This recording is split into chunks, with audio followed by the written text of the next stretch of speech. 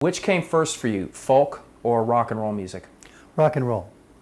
I started playing guitar as a result of listening to Elvis Presley's Heartbreak Hotel on my transistor radio, which actually a copy of is right behind you.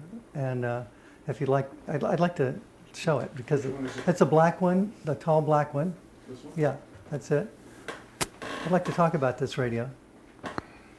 This is a Regency TR1, and it was the first transistor radio ever made. It was made in the United States by the Regency Company, which was, they were trying to figure out something to do with this new invention they had, transistors. They didn't know what to do with them.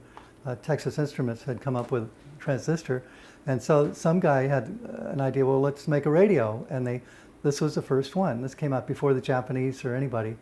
And I got one when I was, in 1956, I had one.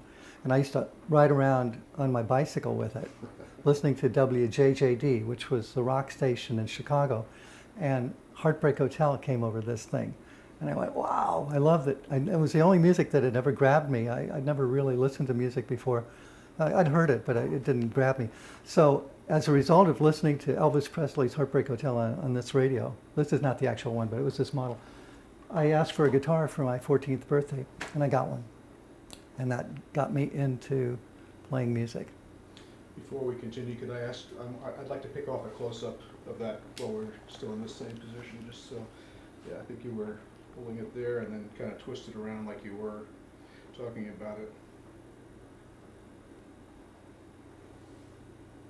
Incredible impact of electronics on music. Yes, and I think that it did something culturally for our generation, because before this came along, there was no private listening to the radio. You had to listen to it in a public situation.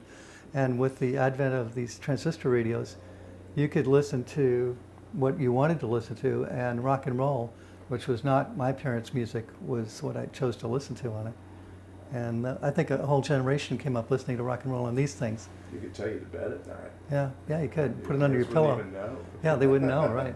Could be rocking on your pillow. My 11-year-old does the same thing with an iPod now. Right. It's under the pillow every night when I go to check her before I go to bed. I have to Yeah. take it out and take the headphones off. Well, at least the iPod's rechargeable. These things used to take a 22.5 volt ever-ready battery that cost $5 or $6 back then. That was a lot of money. Or maybe it's $2.98, but it was still a lot of money. Okay. Would it be if we're going to say Heartbreak Hotel is the first rock and roll record that influenced you, would we say that it's Scotty Moore or Elvis Presley that made the bigger impact on you when you heard the record? Well, I didn't know who Scotty Moore was. I didn't know there was a Scotty Moore. I thought Elvis did everything. So it was Elvis that made the impact. Were your parents encouraging of your musical ambitions? Was there music around your house? How did they react when you got a guitar and obviously got pretty good at it? My father's first reaction was disbelief. I played something for him that I'd learned off a record, and he said, "I'll bet you couldn't play that again." And I did, and he went, "Oh." So they were supportive. They were supportive, especially after I got a little better at it. I visited Amazon.com and caught your list of music that you should hear by Roger McGuinn, and you cite, in addition to Elvis, you cite Carl Perkins and Gene Vincent as early influences. Who else was an early influence, and what about those particular artists were influential to you at the time? What struck you as particularly unique? The Memphis Sound was hot. It was Elvis was doing it, the Sun Records sound, and Gene Vincent and Carl Perkins had that sound, even though I think Gene Vincent was coming out of California, if I'm not mistaken. But they were all kind of imitating each other. Elvis started it, and they were all on the bandwagon, mixing blues, R&B with country music, basically, was the synthesis. And it was great stuff. I just loved it.